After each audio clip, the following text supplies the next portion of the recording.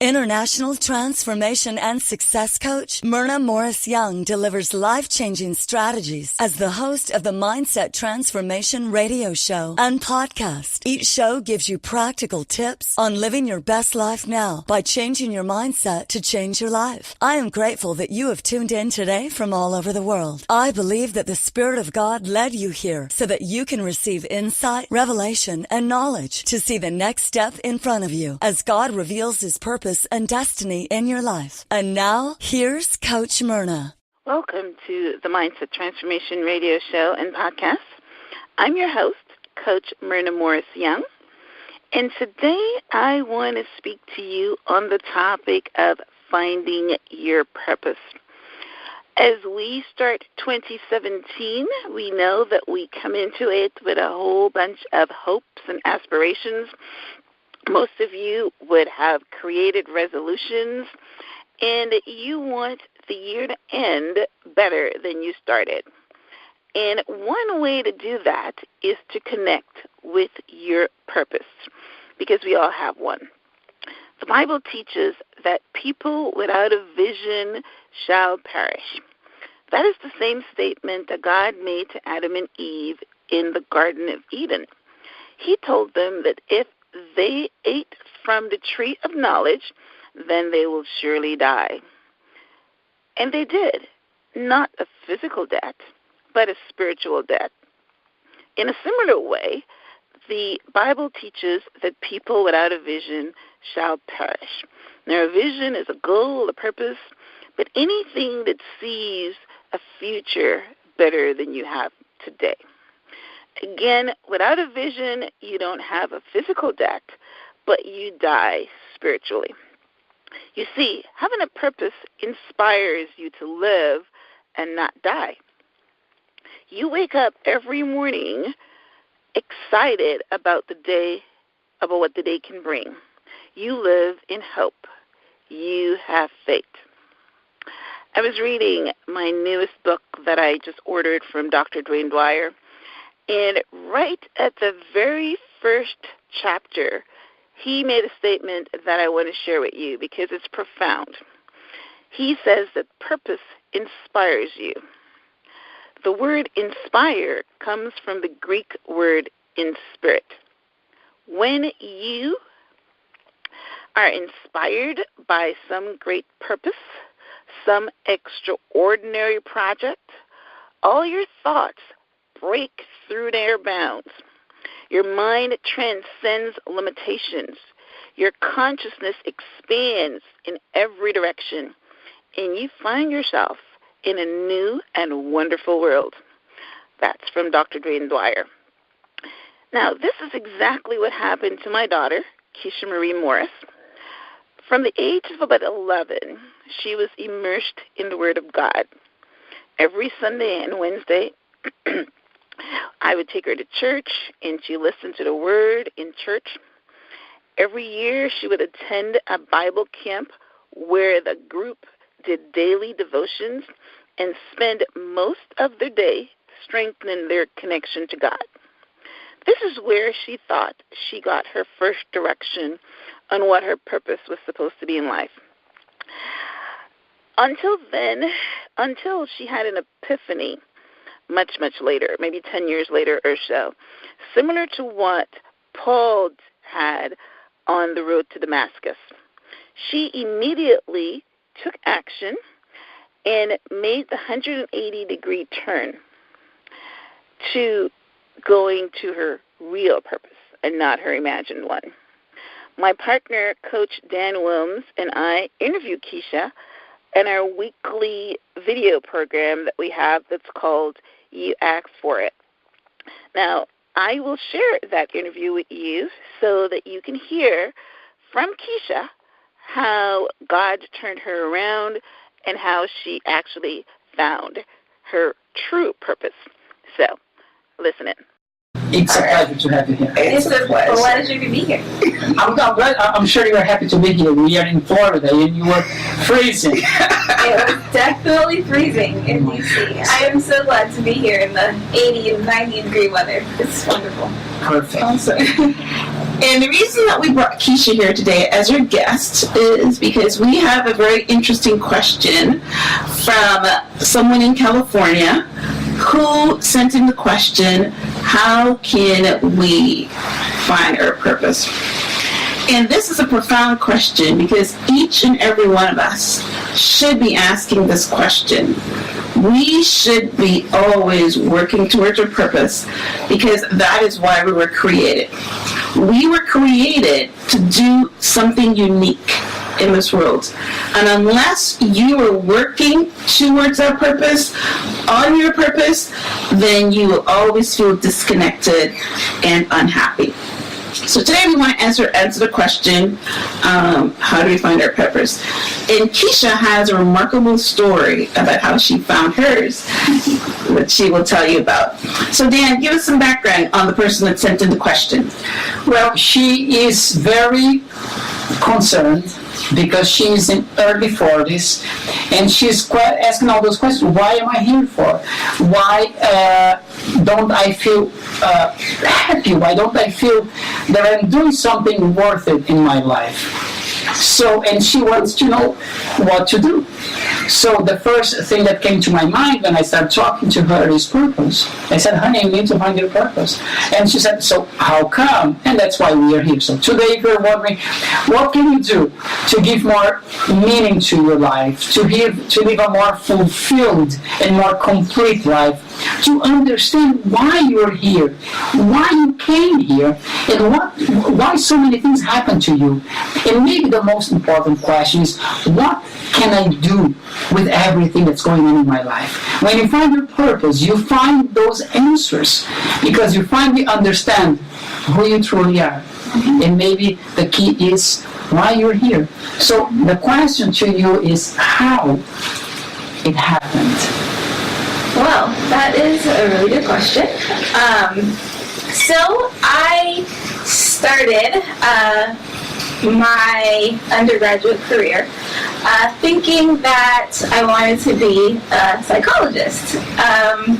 I pursued 4 or 5 years in getting my bachelor's degree. 4 or 5? Well, I took a little bit longer. No, because you look 16. Tell everybody, come on, what's going on?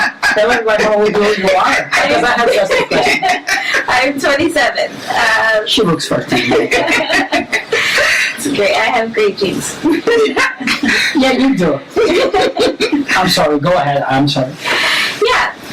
So I started my undergraduate career thinking that I wanted to be a psychologist. I always wanted to be a psychologist from the time I can remember. People told me that I was great at giving advice. I would give my mom advice even when she didn't ask for it. Usually that's what happens.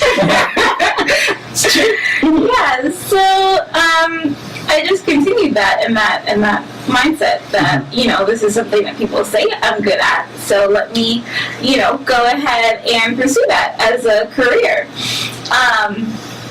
Personally, I didn't have passion about being a psychologist. It was, like I said, it was just something that people told me that I was good at. So I was like, okay, well, let me do it. It's supposed to make good money. If people told me, right? It's supposed to make good money. So let me do that.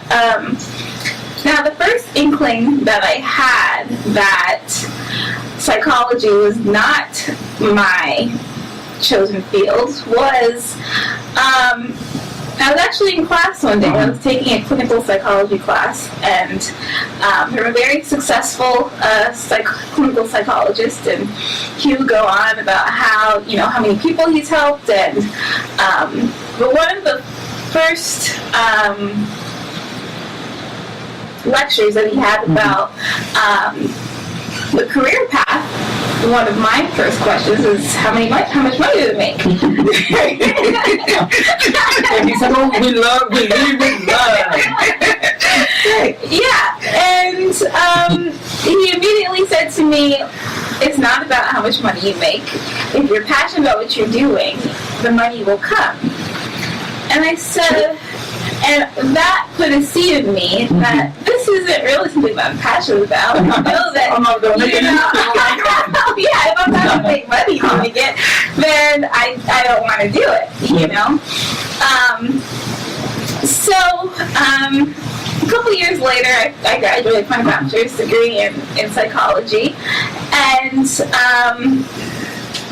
I happened upon a book. I mean, I was reading tons at that time because I graduated college and I had some extra time on my hands.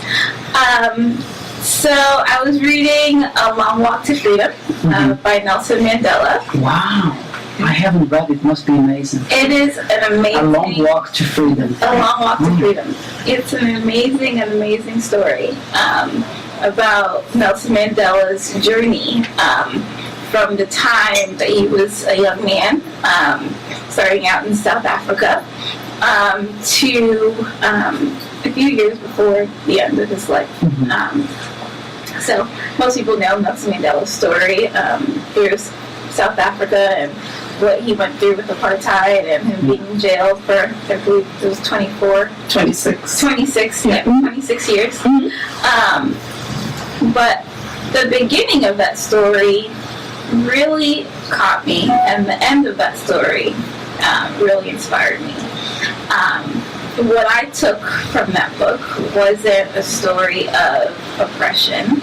It wasn't a story of hardship. It really gave me hope as to what one man, really, or a team of people could do to change the situation that they're in. When I was reading this book, it was shortly after, I don't know if you guys remember the sequester, the government sequester of, I think it was 2013. And I was just baffled by how our government could take people's lives into such non-consideration. I mean, it was all about special interests and making sure that people's pockets are padded and the basics of people's lives weren't considered. So I took that into, this is something that I want to. And at the same time, you were finishing the book. At the same time, I was finishing the book. So I took that and I said, I actually already started taking a couple classes towards my master's degree in psychology. And I was also working in the field already, working with people with disabilities. And I said, this isn't something I want to do for the rest of my life. It's a wonderful profession and it helps a lot of people, but it's not my passion and what I feel like I was put on this earth to do. So I, within about 2 months, That was quick. Yeah. She had a coach. We're going to talk about that in a minute. Yeah. Yes. So within about 2 months, I gave my notice at my job. I applied for a few master's degree programs across the country. A friend of mine told me about a school called American University, which had one of the top political science degree programs. And I said, that is my goal. I want to be in Washington, D.C., where the action is. And I watch House of Cards. Yeah. I love Claire. Yeah, so that's where I want to be, and that's the path I want to take. So I applied. I think it was a great statement of purpose. Remember, I have no experience in political science. My undergrad is in psychology. I've only worked in psychological fields. So, but thankfully, I got accepted to American University, and I completed my master's degree in political science. How was it? Because I'm curious. I have one question to you, and then one first you. Yeah. Okay. So you had all of this background and you were working, you went to school with very specific thoughts and goals. Okay, I want to be a psychologist, right? Right. Suddenly you go to your master's with another point of view. Now I'm going to go into politics. How did it feel in the beginning? Did it feel right or wrong? Or were you scared? I was very scared. I was very scared. I've never seen Washington, D.C. before I was there. Did you meet Obama? I have not yet met Obama. I have not yet met Hillary. Thank you. I will.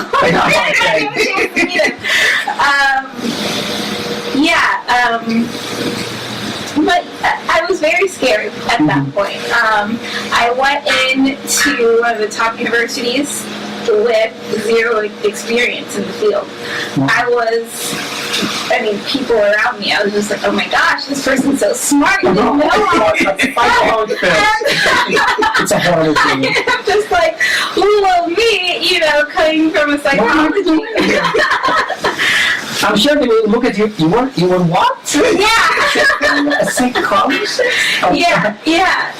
So actually, the people were very encouraging. When I said that, I thought that I was making a complete 180, but people would be like, oh, well, there's some connections between political science and psychology. You need to learn people in order to be good at this profession, And I did find that to be true. Of course. Yeah, I did find that to be true. But yeah, that was a very scary time of my life. The first 2 semesters, I would say, I didn't work my entire first year. I studied all the time. I just studied all the time. And I still actually didn't feel good enough until I actually completed. It's a horrible feeling to feel that you are doing so much and you feel that it's not good enough. Yeah. Can I ask another question? Absolutely. When you look back, the moment, between Mandela and what happened with the government, what do you recall that was the trigger? Or the moment that you said, you know what, enough is enough, I've had enough, I gotta change something? The moment that I finished the book, the Nelson, I better read that book. The moment I finished it, I realized that this isn't the path that I was supposed to take. And then also I had a coach. to coach me through. Who was your coach? Well, let me jump in here for a minute before you finish the story. What I want to impart to you, the listeners, is that whatever you were born to do lays dormant in you until the fire starter. It's just like putting fire starter on wood. Something is going to grab your attention.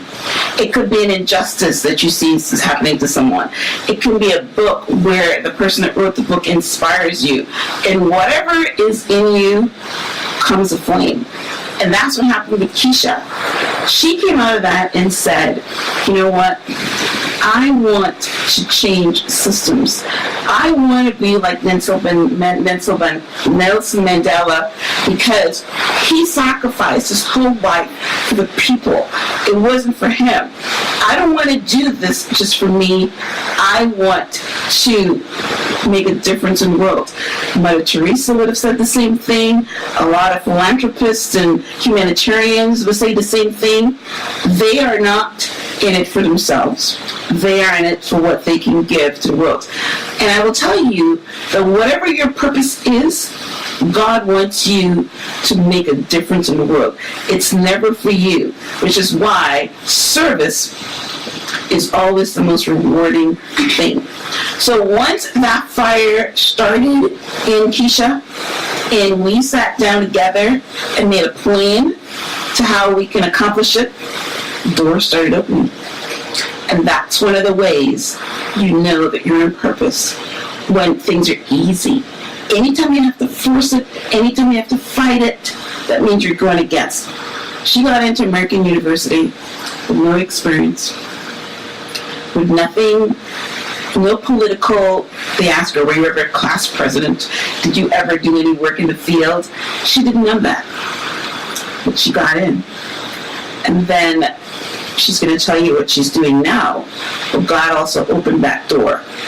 And that's how it happens. We talk a lot in this segment or in this show about meditation and finding out who you are. And whenever you are able to tap in to who you are, what you're here for, the universe and God opens the doors. It just comes right in. He will put people in front of you. He would open doors for you that was closed. So that's all you need to do. And the reason her story is so different is because she didn't at that point have any political skill. And that's what I said to her. I said, you don't have any of the politician stuff, but you have to acquire it. Now, if you go... No, there is no now. I have a question. It's just like, I think it's very pretty. Oh, wait, let's save the world. Let's peace and all of that crap. It's beautiful. No, I'm saying it's very nice. But there is a but. I'm here listening to the two of you, and I'm thinking, okay, this is way too perfect in my opinion. That's how God works. Honey, come on. There must be something behind. I have a question, not to Coach Myrna, okay, big Coach Myrna. I'm asking the mother. Yes. The mother who creates all this crazy expectation about the daughter. Don't say, oh, I don't, because you're lying. Because if you are a parent and you create, suddenly your little daughter is this beautiful woman, very smart, and she has a career in front of her as a psychologist, and you must be very excited. Then she says, you know what, mother? I don't think that's what I want to do. I want to change. How you as a mother, forget about the coach, but you as a mother react to that? Well, Dan, that's an incredibly insightful question. And I love that because that is so important to the story. My daughter came to me. I was a new coach. I wasn't even graduating yet. We wanted to fix everything in the right? I wanted to fix my daughter. Right? No, but what happened, I was in school for coaching. And when I was in school, you have to practice coaching. So everybody got coaching. So my daughter got coaching, my friends got coaching. Every conversation I turn it into. Let's count the hours. Let's put my... Exactly, everybody. So we had coaching sessions before this. And then she comes and she sits down and she tells me this story.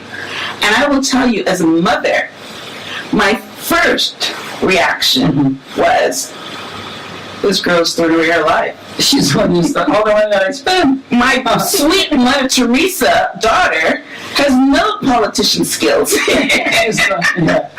But you remember, I told you that I am a reader. In that line. Yep. I am a reader. I study. And a week before our conversation, I came across something that said that whenever somebody comes to you with a goal, you should never knock it down. So I sat there and I squelched my motherly That's what reaction. To see that. Yes, I squelched my motherly reaction and I made myself become a coach. And what I said is, okay, Keshia, what do you have to do to achieve this goal? And we sat down and we pondered out all the things she needed to do. Of course, young people. Okay, for the mother who is there watching us and she doesn't have the coaching skills, what one thing you suggest whenever she faces this situation? Or the father? Always encourage. Always encourage. Always encourage. If it's not meant to be, they'll find it on their own.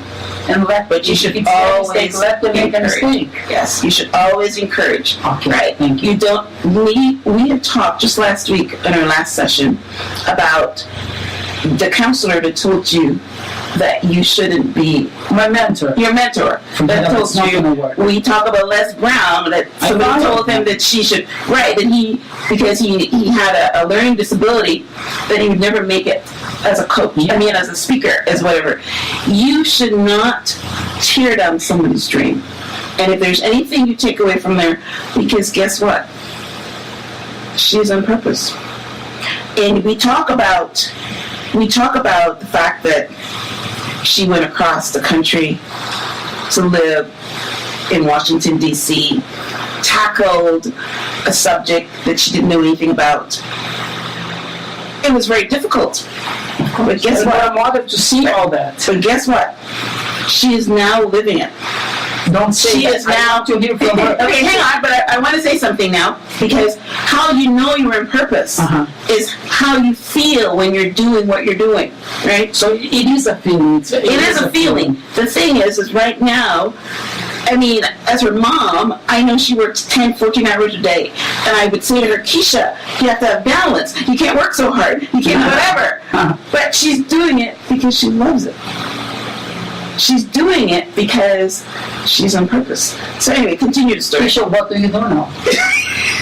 Well, I work for Common Cause, which is Common Cause. Common Cause. It's a good government organization, a watchdog organization that works on campaign finance reform, voting rights, money in politics issues, the gamut.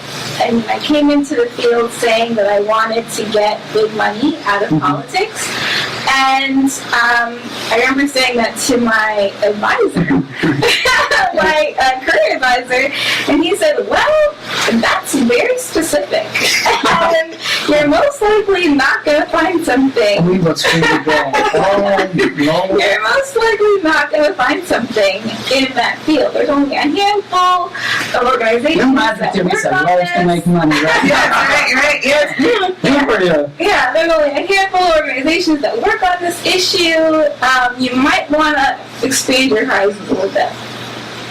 I want to say the very first internship that I got was with Common Cause, an organization that I admired and looked towards since the time that I became excited about politics.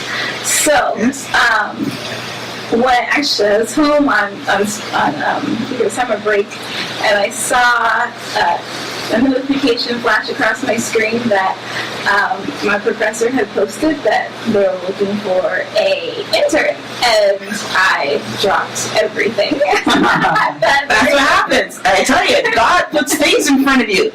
It's beautiful. I dropped everything at that very moment, and I applied, and I got the internship. I worked hard for that semester long, and they decided they wanted to hire me afterwards. There was like 4 or 5 different people that lobbied for me to get a position with them. So they created a position for me to work. And then her boss became president. So now she works right under the president. Trump? Mr. Joe. Send my love to Hillary. Exactly. So what do we gather from all this? What we gather from all of this is that your purpose is inside of you. You have to look inside. You have to figure out what you like, whether it is something what you do, and you have to listen for if what you're working on is not the right thing. And I will say it's a big number that do what Keshia did. A big number that when you went to the guidance counselor in high school, they said, you know what, you should get into computers because it's a good field and you can make lots of money. Or you chose a career based on what someone told you to do. Right? And it never brings you happiness. It never brings you fulfillment. I had one of my clients that was working at one of the large Fortune 500 companies, making good money.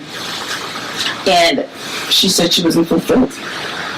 And she's not fulfilled. There was nothing wrong with her job. Her marriage was perfect. She was making big money. She was in human resources. She had management. Everything that she wanted was there. but inside she was not fulfilled. Inside she was not on purpose. So it took us almost a full year of coaching for her to figure out what her purpose is. And guess what? She's now a life coach. Oh, what a life coach. Not one of my clients. Oh, you're talking about your client. You see, I got sidetracked. But I was so into one of my clients is not a life coach. Because that's her. So we can wrap up. Yeah. I want to hear from you and from you too. So you have she can answer first. What are the two things that you believe are key, very quickly, to find your purpose? The key thing to find your purpose is God puts it in you. So you just have to look for it. It's on things that you like to do, things that you're passionate about, right? Things that you're good at, your natural talents, your natural abilities. Sometimes it's not natural abilities, as in Keshia's case, but in my case, what I'm doing now, I have a natural ability to do it. Mm-hmm. I've always liked learning. I've always liked sharing. I've always liked doing what I do now. And God gave me a natural ability. I'm a good speaker. Mm-hmm. I have a good personality. I have certain things that make what I do part of my purpose. So, yeah. I am very specific about this. Okay. And I want to end with my answer. Is that okay? Yes. Keshia. Okay, so two things. I would say passion would definitely be one of them, and learning. If I didn't come across a long walk to freedom by researching and wanting to learn more, I probably would have missed my purpose. Yes.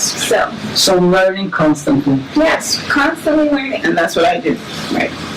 Yeah. That's what happens when we interview with the mother together. Yes. And we start the sentence, she finishes the sentence.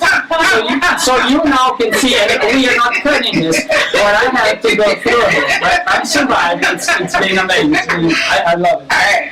So let's hear from Coach Dan. In my opinion, you said something that really struck me. You said that what you are good at. But many people, they don't know what they are good at. Until my late 20s, I didn't know what I was good at. I couldn't see myself being good at anything. I'm being very honest. So, being curious, trying different things, learning was a key thing for me. But the main thing for me was these two guys here, my niece. You prayed? Okay. I remember how many nights I put my knees on the floor, my arms on the top of my bed, and I said, Father, I need to know direction. I need to know, and I was very specific. I need to know why I'm here. And one day I was so upset with myself and with God, with everything, and I said, enough is enough. And I came here for a reason, and the least you can do, I told God like this, I tried a lot with that. The least you can do is to show me why I came here, because I refuse to end my life without knowing what I came here for. And it started happening. And guess what? I started studying coaching. I learned that people like to listen to me sometimes. I know that my students love me as a professor, so I became a professor. I became a facilitator. I became a speaker. And nowadays, when I go to to talk with audiences, can be 10 people or 3,000 people, I know I was born for that. Wow. But I had to pray a lot and cry a lot. Yes. So you have a natural ability. And all of this is big, but I didn't see any of that. So you see, I had to ask and beg. I'm not going to say ask. I had to beg to the God to show me what was happening, what I came here for. So this is what I had. And that's very important. So let me support that for a minute. Mm-hmm. The Bible says, "Ask and you shall receive." Just yesterday, Keshia and I were meditating. And she said, well, I need to know what I need to work on in the new year. And you know what I said to her? I said, don't look for it out there. meditate, and ask. And this morning she comes back and she had like 5 things. If you ask the universe and you ask God, He'll give it to you. If you have a question, you ask it before you go to bed. Whether it's on your knees or just in your mind. You ask and you will receive. But it starts with asking.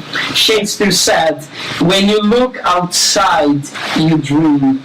When you look inside, you discover. And purpose is about discovering and looking inside.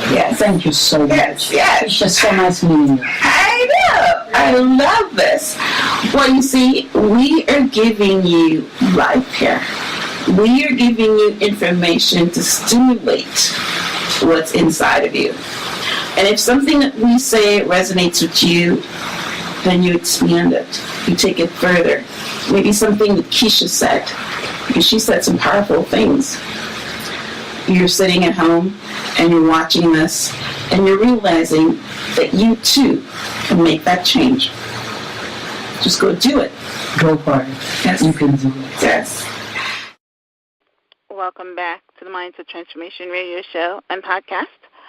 I am your host, Coach Myrna Morris Young, and you were just listening to my daughter, Keshia Marie Morris, share her story and how she found her purpose and is now living with passion and purpose. I also want to share a poem that Keshia wrote and printed a huge poster to hang on her dorm room so that looking at that poster and reading it every day kept her motivated and inspired. I went to visit her and I saw that poem on her wall, and I was so impressed with it that I actually added it to my book, Out of the Snares, A Story of Hope and Encouragement, in my chapter on Purpose and Destiny, because that's how I finished my book. You know, my story was about my journey, and the journey would not be worth taking unless it ended with me being in purpose. So let me read this poem to you, and it goes like this. Purpose is continually surviving. When you emit God from your purpose, you close doors that God clearly opened. Knowing that God is behind your purpose, take ownership of your purpose, for it is not yours but the Lord's. Purpose requires you to be diligent. Rebuke laziness in the name of God. Have tunnel vision in regards to your purpose. Focus on your purpose. Walk in your purpose. Stand in your purpose. Don't forget your purpose. Neglect those things that hinder your purpose. Don't get caught up in daily living and forget what God has purposed. You will never be perfect. Only the God who called you to your purpose is perfect. Purpose makes you leave what is comfortable. Purpose will help you endure what is uncomfortable. Just because you miss a short-term goal, it does not take you away from your purpose. The end of my purpose is always bigger than me. Purpose will always require some suffering. Your purpose may have many fingers or parts. Beware of wolves in sheep's clothing, who will try to pull you away from your purpose. When you are weak, call on the Lord, who is with you at all times. Through him, all things are possible. Keshia Marie Morris. That ministered to me. That was so good. Okay, well, we will take a quick station break, and we will be right back. Stay tuned. Welcome to Mindset Transformations Radio Show with your host, Coach Myrna. Do you feel the need to do more with your life? Are limiting beliefs holding you back from true success? Enjoy a unique blend of interviews, discussions, and transformation coaching in every show. Get the tools for success. The Mindset Transformation Radio Show with your host, Coach Myrna. Welcome back to the Mindset Transformation Radio Show. I am your host, Coach Myrna Morris Young, and today our topic is 6 ways to find your purpose. So as we wrap up with our final segment today, let me summarize the 6 ways to find your purpose. 1, look inside at your natural ability. You were created with a purpose. There is something that you can do better than anyone else on this planet. Seek it, and you will find it. Number 2, pay attention to the things that you like doing, the thing that you will do for free. Ask yourself, what would I do today if money was not a problem? 3, find your passion. Do you want to help starving children in Africa? Do you want to stop domestic violence? Do you want to take big money out of politics? What injustice makes you mad? Don't just talk about it. Do something about it. Number 4, keep learning and growing. Grow consciously. Read books. Attend seminars. Hire a coach or a mentor. Number 5, pray. Keep an open connection to God so you're able to hear Him through the Holy Spirit. Ask Him what He wants you to do, and He will answer. And finally, number 6, reflection.